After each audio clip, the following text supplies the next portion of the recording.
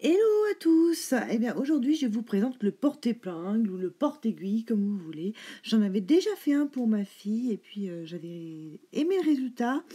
Donc du coup je m'en suis refait un pour moi. Alors voilà ce qu'il vous faut. 4 tissus de 10 x 10 cm de deux couleurs différentes. Un bouton et un ruban élastique. Couleurs différentes si vous voulez faire un effet un peu patchwork. Alors je prends donc deux carrés de deux couleurs différentes, je les mets endroit contre endroit, voilà, et je vais coudre juste un quart, enfin un côté, seulement un côté du carré. Voilà, juste ici. On va faire un petit peu une petite technique un peu patchwork, quoi. Bon, alors c'est un mini patchwork parce que ça va regrouper que 4 carrés à la fin. Mais bon, ça reste un petit peu voilà, dans l'esprit du patchwork. Et donc là, je vais coudre en point droit.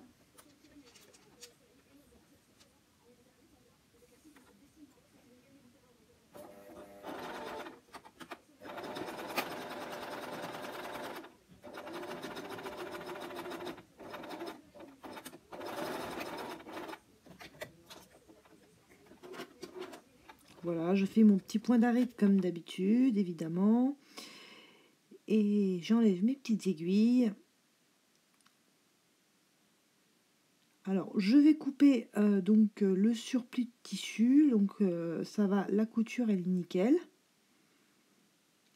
Vous voyez, donc là, hop, j'y mets deux tissus tout bien fait. Et je coupe un petit peu le surplus de tissu.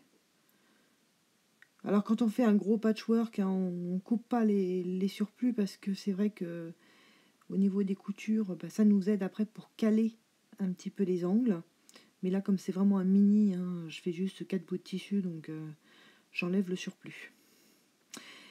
J'ai fait la même chose pour le deuxième, et donc là je fais faire endroit, pareil, endroit contre endroit. Mais attention, comme je veux un effet un peu damier, eh ben, je vais inverser. Alors je vais bien vérifier que donc au niveau du raccordement des deux tissus, ce soit bien en face. Donc du coup, je vais bien épingler des deux côtés pour être sûr que ce soit bien en face et que ça suive bien la ligne. Et puis après, donc je vais épingler toute la longueur. C'est là où je vais coudre. Oui, de l'autre côté, j'ai mis une aiguille là donc pour le raccordement des coutures, mais c'est juste pour un repère et pour que ce soit bien fait. Une fois que ma couture est faite, voilà ce que j'obtiens. Donc hop, et là j'ai bien mon petit damier. Vous voyez, l'angle il est assez bien fait, ça va, c'est assez raccord. Et donc je vais simplement plier en deux. Et là je vais coudre d'un côté à droite et ensuite à gauche. Alors là, vous voyez que mes tissus sont pas exactement de la même longueur, c'est normal, j'ai un tissu, le tissu noir est beaucoup plus élastique. Alors au-dessus, on ne coupe pas, surtout pas, hein. On coupe seulement à droite et à gauche, donc là je vais épingler. Vous voyez, ils n'ont pas la même longueur parce que le tissu noir est beaucoup plus élastique, donc du coup il est beaucoup plus court. C'est un peu... je vais juste me mettre voilà, les épingler pour être sûr que les coutures soient bien en face, pour que les milieux correspondent avec les milieux en fait, hein. Et donc j'épingle. Donc j'ai plié bien sûr endroit contre endroit, hein.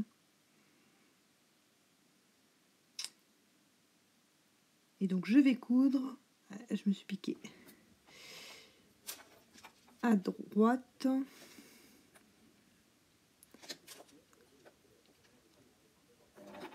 Point d'arrêt.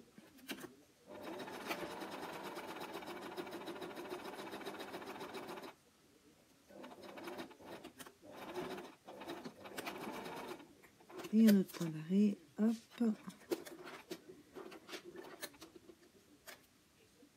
Et je vais faire l'autre côté.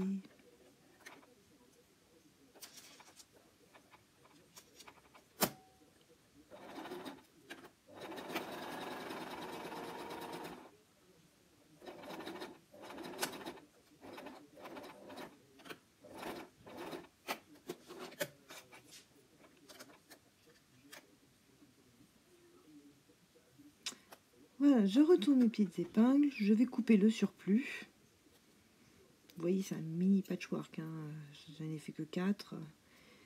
Je pense que je vais faire une vidéo bientôt sur un patchwork un peu plus gros. Je vais m'essayer en tout cas. Et donc je coupe le surplus de tissu.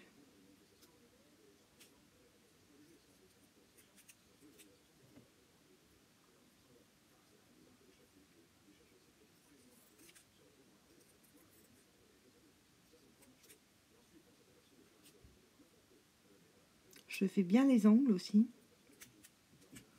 Comme ça, quand je vais retourner mon ouvrage, les angles seront plus faciles. Voilà, donc là, je peux libérer mon petit repère. Et donc là, vous voyez, hop, j'ai toujours mon petit damier. Alors là, donc je ne vais pas coudre évidemment sur toute la longueur. Je vais prendre les deux milieux pour assembler les deux autres côtés. Et donc je vais épingler les deux milieux, hein. Je les fais bien correspondre surtout, ça c'est important, très très très important. Voilà, donc je mets 2 aiguilles pour être sûr que ça tienne bien. Et donc je vais coudre sur toute la hauteur. Je vais rajouter une petite épingle ici. Voilà, hop.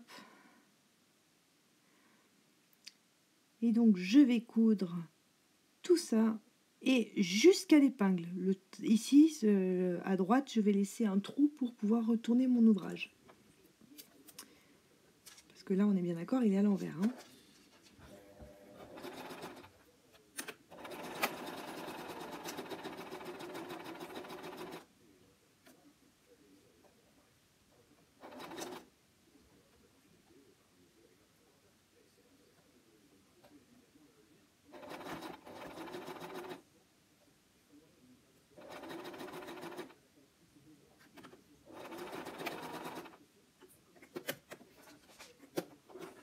Voilà, je m'arrête bien.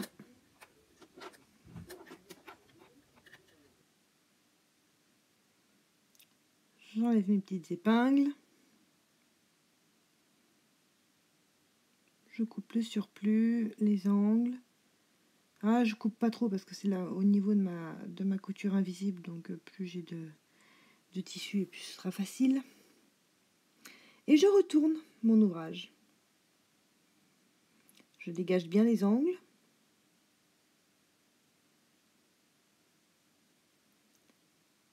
Et on a notre petit carré qui commence à se dessiner. Voilà. Et ben il me reste plus qu'à mettre de la ouate à l'intérieur. Je vous le passe en accéléré parce que la ouate, en fait, on n'en a jamais assez. Donc ça prend un peu de temps en fait. On a l'impression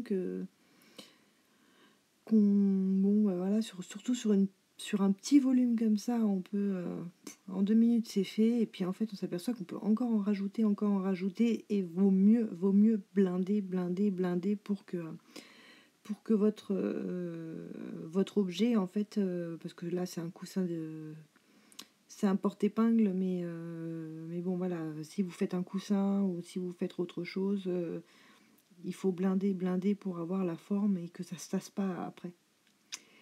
Donc ensuite, une fois que j'ai fait ma couture invisible, ce que j'ai fait, c'est que j'ai rajouté un bouton. Et donc j'ai transpercé, en cousant le bouton, j'ai transpercé complètement mon carré pour ensuite, et puis en cousant en même temps mon petit élastique pour mon poignet. Voilà, que j'ai mesuré et tout, hein, bien sûr. Voilà, et donc comme ça me fait un petit creux, c'est encore plus joli. Et puis, voilà, je mets donc mes petites épingles. Voilà, c'est nickel.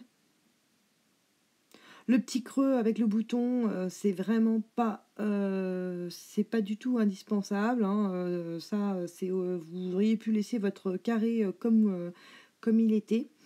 Moi, je trouve que c'est plus esthétique après. Bon, c'est voilà, c'est une question de goût, quoi.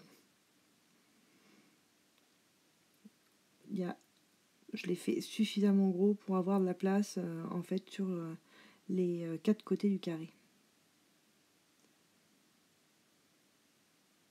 Je peux en mettre bien sur les côtés. Et voilà, j'espère que ça vous a plu en tout cas, et puis que ça vous donnera des idées. En tout cas, bon, bah, si ça vous a plu, abonnez-vous. Et puis à très très bientôt pour une prochaine vidéo. Ciao!